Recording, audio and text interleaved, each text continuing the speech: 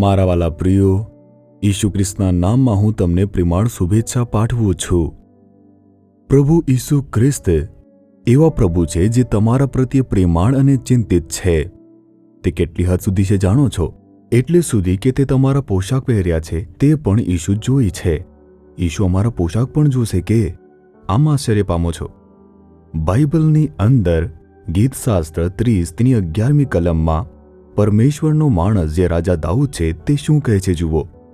તમે મારું ટાટ ઉતારીને મને ઉત્સાહથી વેષ્ટિત કર્યો છે। પરમેશ્વરે કંઈક કાઢી નાખ્યું છે ને મને બીજું પહેરાવ્યું, આમ તેનો અર્થ છે। મારા ટાટના વસ્ત્રો ઉતારી નાખ્યા। ટાટનો અર્થ શું છે? શું આશ્ચર્ય પામી રહ્યા છો?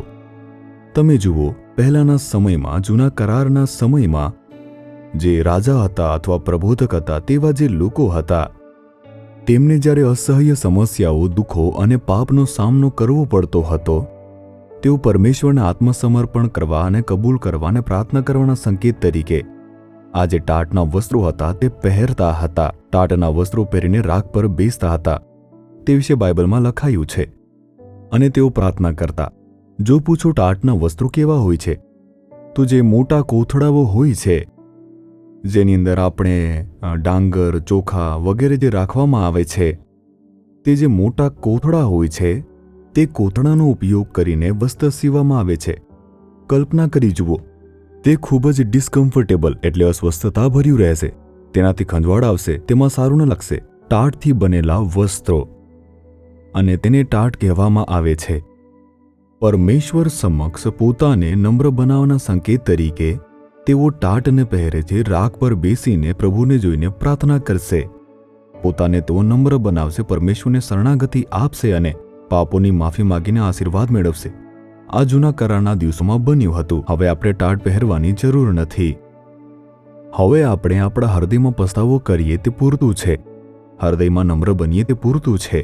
તે દિવસોમાં તેઓ પરમેશ્વર સમક્ષ પોતાને નમ્ર બનાવવા માટે અને બલિદાન આપવા માટે, પ્રાર્થના કરવા માટે ટાટનો ઉપયોગ કરતા હતા।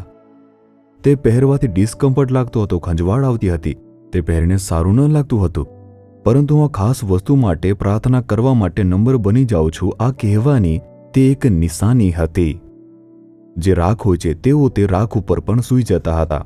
આ એક પ્રકારની પ્રાર્થના હતી। દાઉદ કહે છે કે તમે મારા આ ટાટના વસ્ત્રો ઉતાર્યા છે। આ બધું જરૂરી નથી। આ રીતે તમારી જાતને તમે દુઃખી ન કરી શકો। તમે મારા ટાટના વસ્ત્રો ઉતાર્યા અને ઉત્સાહથી મને વેષ્ટિત કર્યો છે। તે આપણને ઉત્સાહ અને ખુશી પહેરાવે છે। તે ટાટના વસ્ત્રો જે ડિસ્કમ્ફર્ટ આપે છે તે વસ્ત્રોને કાઢી નાખ્યા અને મને ઉત્સાહ, ખુશીનો પોશાક પહેરાવ્યો। તમારે આ રીતે પોતાને કષ્ટ ન પહોંચાડવો જોઈએ। હું તમને જાણું છું અને હું તમને માફ પણ કરી રહ્યો છું। હું તમારા પર દયા કરીશ, તમે જે માંગ્યો તે આપીશ, તમે ખુશ રહો, આમ પ્રભુ કહે છે। આપણે ક્યારે પોતાને દુઃખી કરીએ છીએ શું જાણો છો? લોકો વિચારે છે કે જો આપણે પોતાને દુઃખી કરીએ છીએ તો આપણે ખૂબ જ ઈશ્વર ભક્ત છીએ। તે દિવસોમાં લોકો પોતાને કોરડા મારતા હતા। તેઓ પોતાને વેદના આપીને પોતાના પાપો કબૂલ કરવા માટે આમ કરતા। તેઓ ખુલ્લા પગે ચાલતા હતા અને પોતાને નુકસાન પહોંચાડતા હતા। તેઓ વિચારતા હતા કે તો જ પરમેશ્વર તેમને માફ કરશે। તેઓ વિચારતા, ચાલો આપણે પોતાને નુકસાન પહોંચાડીએ અને આપણા પાપો કબૂલ કરીએ। આવા લોકો હતા જેમણે આવું કર્યું। પરંતુ ઈસુ ખ્રિસ્તના મૃત્યુ સુધી, તે પહેલાના સમય સુધી તે બધું સ્વીકાર્ય હતું। ઈસુ ખ્રિસ્તને વધસ્તંભે ચડાવ્યા પછી પ્રભુ કહે છે, તમે પોતાને નુકસાન કેમ પહોંચાડો છો? મને તમારા માટે મારવામાં આવ્યો, મેં તમારા માટે દુઃખ સહન કર્યું, મેં તમારા માટે મારું લોહી વહેવડાવ્યું, મેં તમારા દરેક માટે મારા ખુલ્લા પગે વધસ્તંભ ઉપાડ્યો, કોરડા ખાધા, લોહી વહેવડાવ્યું, મૃત્યુ પામ્યો। તમારે પોતાને નુકસાન પહોંચાડવાની જરૂર નથી।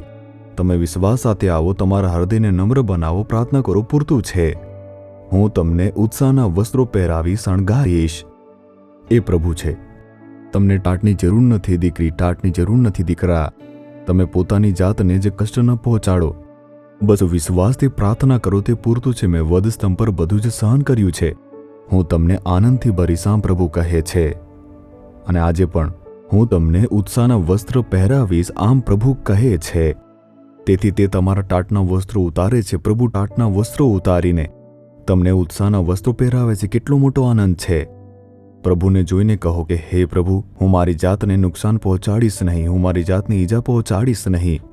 હું તમારા ચરણોમાં સમર્પિત થાઉં છું. પ્રભુ, મને ઉત્સાહના વસ્ત્રો તમે પહેરાવ્યા છે તે બદલ તમારી સ્તુતિ થાવ, સ્તુતિ થાવ, સ્તુતિ થાવ.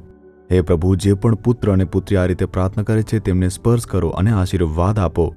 તમારો આનંદ તેમના જીવનમાં હંમેશ માટે રહે. પ્રભુ, ઈસુ ખ્રિસ્તના નામમાં પ્રાર્થના કરીએ છીએ. Amen, amen.